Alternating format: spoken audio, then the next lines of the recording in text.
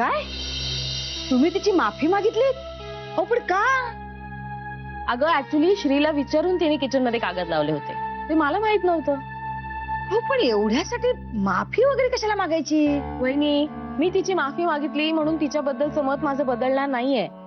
वंच अहो पण मी हे बघ बाई, अगं मी तिला उगाच बोलले, विनाकारण ओरडले ना, म्हणून तिची माफी मागितली.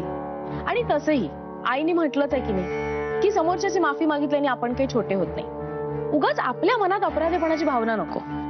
हा, आपल्या मनात अपराधीपणाची भावना नको. बरोबर बोलताय तुम्ही वंच. माझं पण होतं असं कधी कधी. माझं ना फक्त एवढंच म्हणणं आहे की ती आपल्या घरात आलीये, त्याच्यामुळे आपल्या घरातले नियम तिने पाळायला पाहिजे. तिने तिचे नियम या घरात लागू नाही करायचे. आणि जर तिच्यामुळे माझ्या आईच्या स्थानाला धक्का लागणार असेल ना, तर ते मी कधीच सहन करणार नाही. आणि मग ती आहे आणि मी आहे.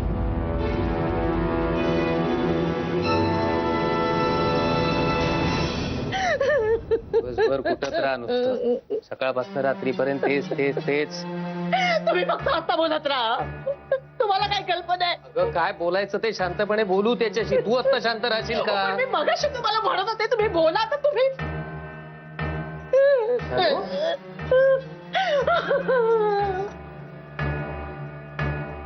पिंड्या. काय झालं आई? बाबा काय झालं आईला? काय नाही ग, नेहमीच सगळं.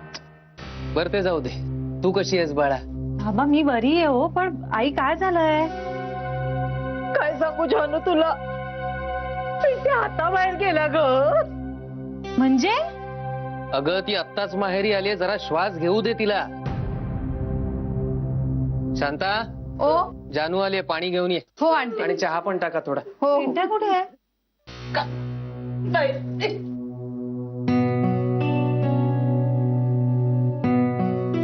कशी आहे शांताताई? मी छान आहे, तुम्ही कशा आहात? छान छान.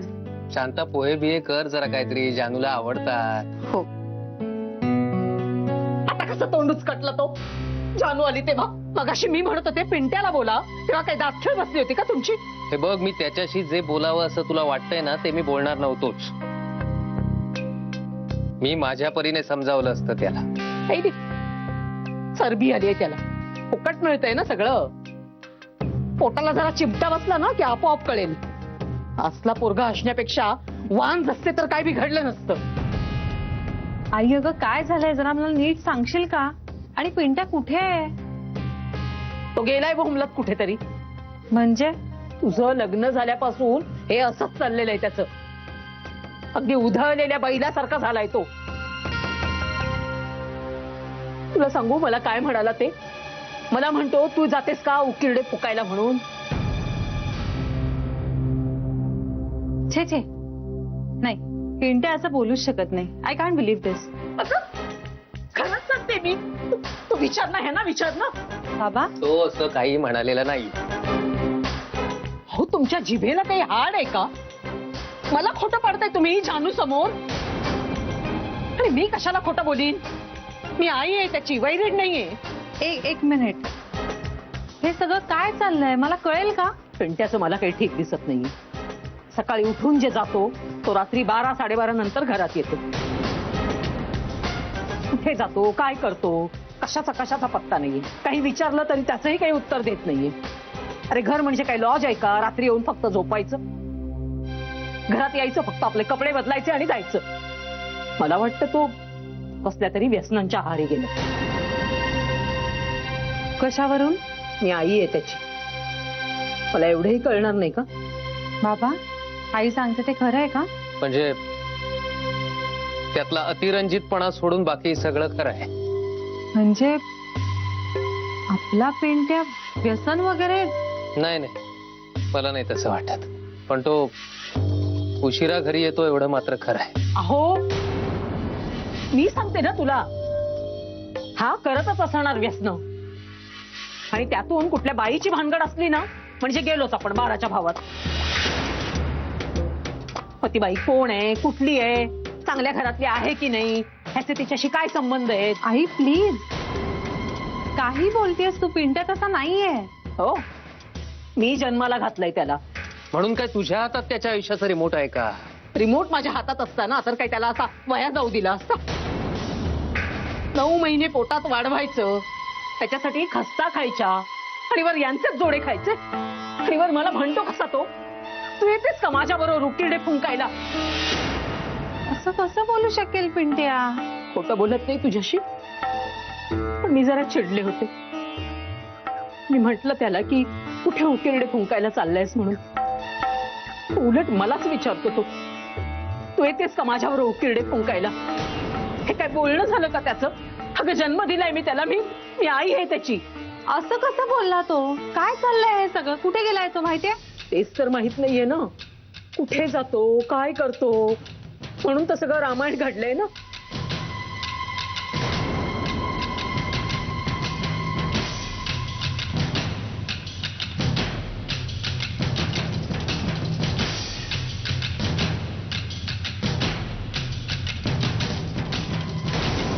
शरू, वहिनी मगाचपासून जे काय सांगतात ते तुला नीट कळलंय ना सगळं? हे बघ फक्त आईंच्याकडे जायचं आणि त्यांना विचारायचं की चालेल का. ओके, मला कळलंय. आईकडे जायचं आणि आईना विचारायचं, आई चालेल का? ताई तू का नादी लागतेस हिच्या? ही तोंड घशी पाडेल तुला.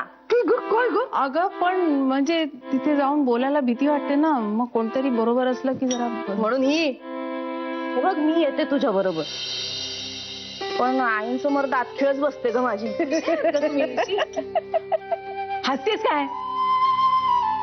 वहिनी तुम्ही काळजी करू नका, मी येते तुमच्याबरोबर आणि मी विचारते आईना. फक्त मला सांगून ठेवा की काय चालेल का विचारायचं. अरे देवा, आईना विचारायचंय की जान्हवीनी नोकरी केलेली चालेल का. त्यात काय, ते तुम्ही आरामात विचारू शकेल. खरं तरी ना माझ्याकडे एक सॉलिड आयडिया आहे. आपण असं विचारण्यापेक्षा ना आईना डायरेक्ट सांगून टाकायचं, आई जान्हवीला नोकरी करू द्या बरं. तू सांगशील? मला वाटतं कुठल्या तरी जबाबदार व्यक्तीने सांगितलेलं बरं. तुम्ही सांगा ना वहिनी. मी सांगायचं ना, मग काय सांगायचं ते मी ठरवते आता. शपथ वहिनी, असं कसं पण एकदम? आधी आम्हाला सांगून ठेवा म्हणजे बरं पडेल ना काय बोलणार आहात ते. असं आधी सांगता येत नाही ग, म्हणजे तिथे काय सुचेल ते बोलणार आता. ठीक आहे, मी पण तसंच करेन. मला जे सुचेल ते एकदम आईंसमोर जाऊन बोलून टाक. नाही तू नको बोलूस, म्हणजे तू येऊच नकोस. बरोबर अगं मी येते तुझ्या बरोबर, पण ऐन वेळेला मी बोलेनच अशी खात्री नाही देता येत. शी बाबा, तुम्ही दोघींना काही कामाच्या नाही आहात. मलाच मन घट्ट करून जायला पाहिजे आता. हो वहिनी, काय बोलतात आपल्याला कामाच्या नाही? म्हणजे आम्ही दोघी किती कामाच्या आहोत. मग तुम्ही ना मला घेऊन चला, कारण आईंसमोर परत तुम्ही नेहमीप्रमाणे घाबरलात ना तर मी 2 शब्द नीट बोलेन. हे बरं आठवतं तुला. इंदुबाईनी आल्या. इंदुबाईनी तुम्ही चला आमच्या बरोबर.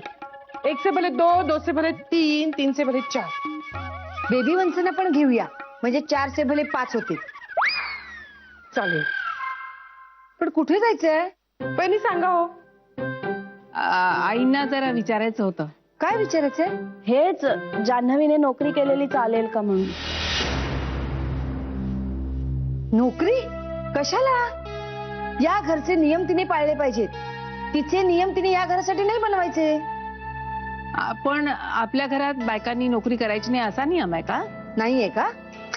नाही, आई नव्हत्या का जात ऑफिसमध्ये? हा, वहिनी आईंची गोष्ट वेगळी होती. वेगळी काही नाही. हा, खरं म्हणजे आईंची इच्छा होती आपण सगळ्यांनी त्यांना गृहोद्योगात मदत करावी, ऑफिसला जावं.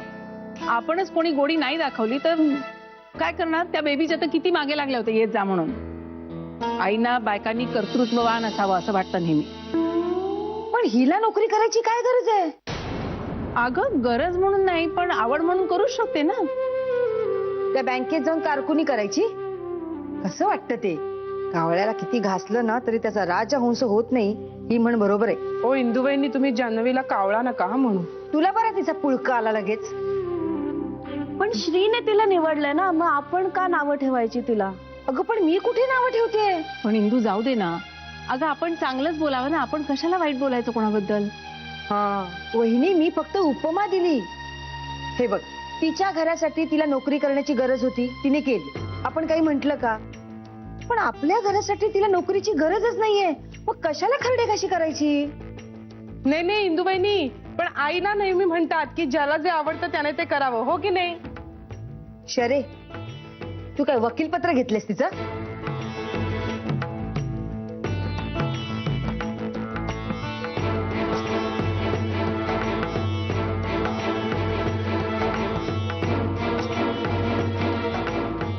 काय झालं?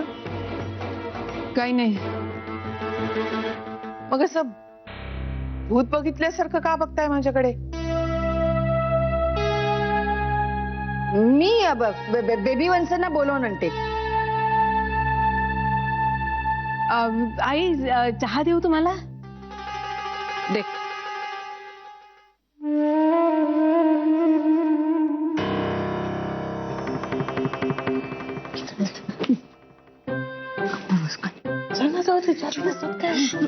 आई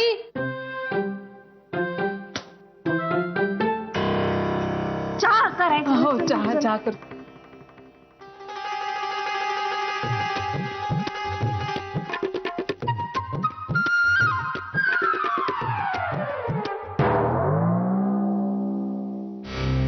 अगं त्याने मोबाईल बंदच करून ठेवलेला असेल तर तू 100 वेळा केलास तरी तो बंदच लागणार. ताई मी फक्त चहाच घेईन. पोहे नाही नको. हे बघ, उपाशी राहून प्रश्न सुटत नाहीत बाळा. प्रश्न सोडवण्यासाठी अंगात ताकद लागते आणि ताकद हवी तर पोटात अन्न हवं. खाऊन घे.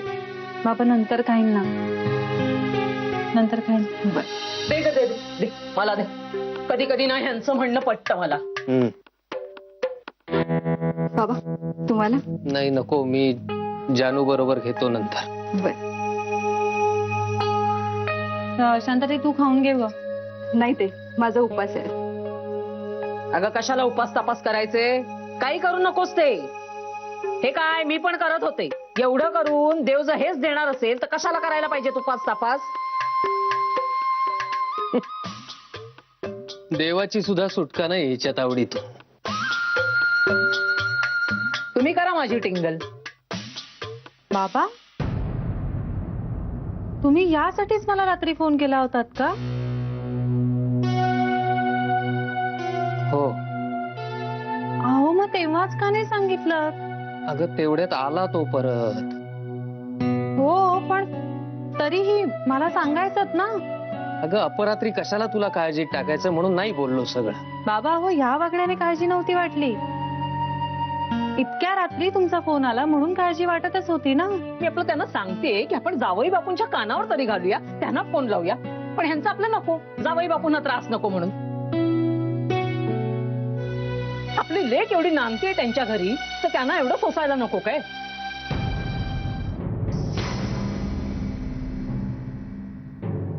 जावई बापूंना कळव तू.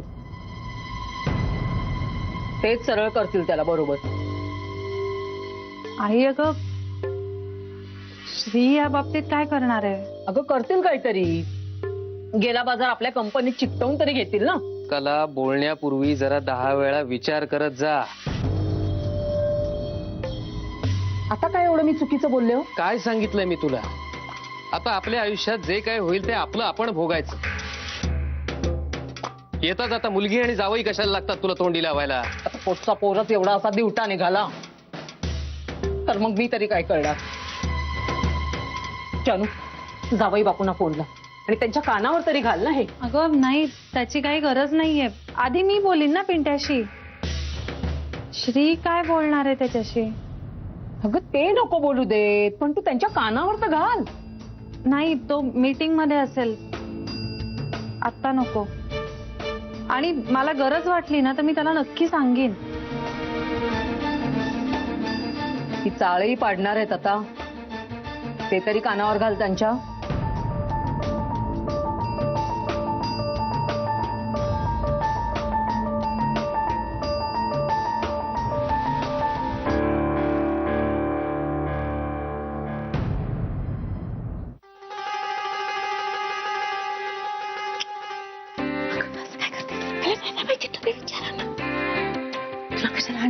तुम्ही सुरुवात करा. सगळं तुला सांगून आणलं नाही ते. पण मी विसरलो. अशी कशी विसरतेस? आता कसं विसरलं ते कसं सांगू, डोक्यात होतं गेलं विसरलं. तिनेच आहे तुझं भरोशाच्या म्हशीला टोणका. ती पुरुषाची नाहीयेस. म्हणजे मी म्हैस आहे. आई आम्हाला म्हैस म्हणतात. काय चाललंय नर्मदा? काही नाही आई, जरा विचारायचं होतं तुम्हाला. मला आठवलं. हो, विचारून टाक ना. आई म्हणजे मला आठवत आहे, म्हणजे तुम्हाला काहीतरी विचारायचं होतं असं बोलणं झालं होतं ते आठवतंय. काय विचारायचं होतं ते नाही आठवते. काय आहे नर्मदा? आई, आपल्या घरात बायकांनी नोकरी करायची नाही वगैरे असं काही नाहीये ना? असं कशाला असेल? मी स्वतः वर्किंग वुमन होते. कोणाला नोकरी करायची तर माझी काय हरकत असणार? म्हणजे आपल्या घरात कुणाला नोकरी करायची असेल तर काही हरकत नाही ना? कुणाला नोकरी करायची आहे? असं चिटिंग नका करू आई. आधी तुम्ही चालेल की नाही ते सांगा. हा काय प्रश्न झाला कशा रे येऊ? माझी स्वतःची इच्छा होती तुम्ही सगळ्यांनी मला बिझनेस मध्ये मदत करावी. आपल्या बिझनेस मध्ये नाही पण काहीतरी करायलाही माझी काही हरकत नव्हती. स्त्रियांनी कमवलं तर त्यांना आर्थिक स्वातंत्र्य मिळतं या मताची मी आहे. काहीतरी काम करत राहिलं पाहिजे, काहीतरी करत राहिलं पाहिजे, शिकत राहिलं पाहिजे. वयाबरोबर ज्ञानही वाढलं पाहिजे. पण तुम्हाला कशातही इंटरेस्ट नव्हता.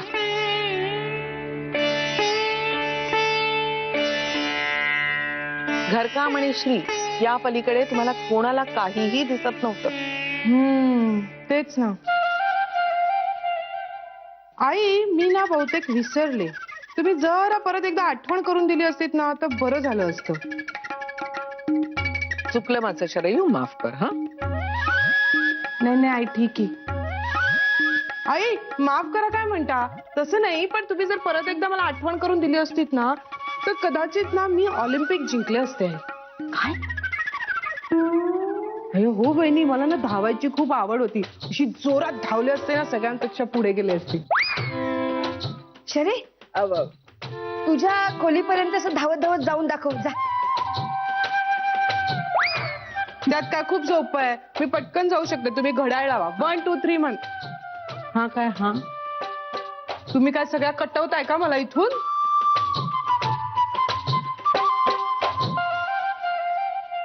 आई, जान्हवीला नोकरी करायची आहे म्हणे. मग तुला चालेल ना? तिनं या घरात येणं हे मला चालणार होतं का? नाही. मग तिनं नोकरी केलेली मला चालेल का हा प्रश्नच उद्भवतो कुठे. पण मग करू दे ना तिला नोकरी. तुमची काही हरकत नाही ना? माझी हरकत तिनं माझ्या नातवाशी लग्न करायला होती. या उपर तिला काय करायचं असेल ते तिनं ठरवावं. पण आपण तिला हो नाही काहीतरी सांगायला पाहिजे नाही? नर्मदा, बरं झालं तूच विषय काढलास. म्हणजे मी या आधीही तुला सांगितलंय, आता परत सांगते. घरातल्या साध्या साध्या गोष्टींसाठी तुम्ही किती काळ माझ्यावर अवलंबून राहणार आहात? आता तुम्ही तुमचे निर्णय घेतले पाहिजेत. म्हणजे काय करायचं? म्हणजे ज्या साध्या साध्या गोष्टी तुम्ही मला विचारून करता त्या आपसात ठरवून करा. पण आई, काही मोठी अडचण असेल तर? हा तर मग मी आहेच ना. पण आता घरची जबाबदारी तुम्ही घ्या. तुम्हाला ते आवडतं ते करा, पण आता तुमचं तुम्ही करा. आई, चाललंय ते चांगलं आहे ना. मग तुम्ही कधी शिकणार? माझं काय, मी आज आहे उद्या नाही. आई, बहिणी, आई उद्या कुठे बाहेर जाणार आहेत? आई, पुन्हा सुरू झालं तुझं हे? हो ना, सारखं असं बोलायलाच हवं का? आणि वयाचं काय आहे? तुमचं वय झालं म्हणून आधी तुम्ही जाणार असं थोडीच असतं. तर माझ्या अमृतचं काही वय होतं का आई?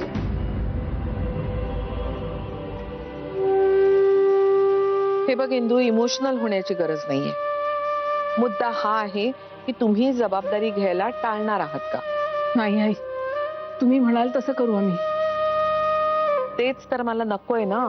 आई तुम्ही कन्फ्यूज का होताय?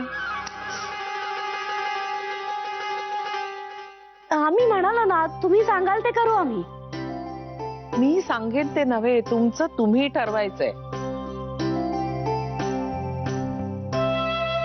म्हणजे कसं आई? हे बघ बेबी, आता तू शिकलेली आहेस, तू हिशेब सांभाळू शकतेस. नर्मदाला स्वयंपाक करायला आवडतो, ती किचन सांभाळू शकते. इंदूला स्वच्छतेची आवड आहे, ती घरचं सगळं बघू शकते, म्हणजे बेडशीट्स बदलणं, पडदे बदलणं वगैरे. सरून देवघराची मॅनेजमेंट आणि विघ्नेश्वराच्या मंदिराचा कारभार सांभाळायचा. आणि शरयूनी नर्मदाला मदत करायची. हा चालेल. आता ती वाण्याचं, भाजीचं, मंडईचं वगैरे सगळं सांभाळतेच ना. मला चालेल.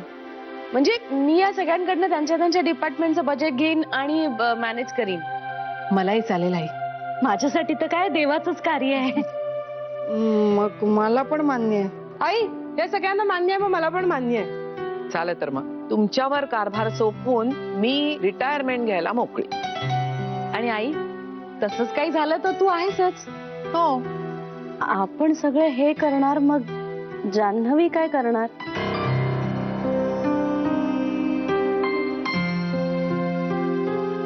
ते तुमचं तुम्ही ठरवा. पण तिच्या नोकरीचं काय? मी सांगितलं ना, तुमचं तुम्ही ठरवा.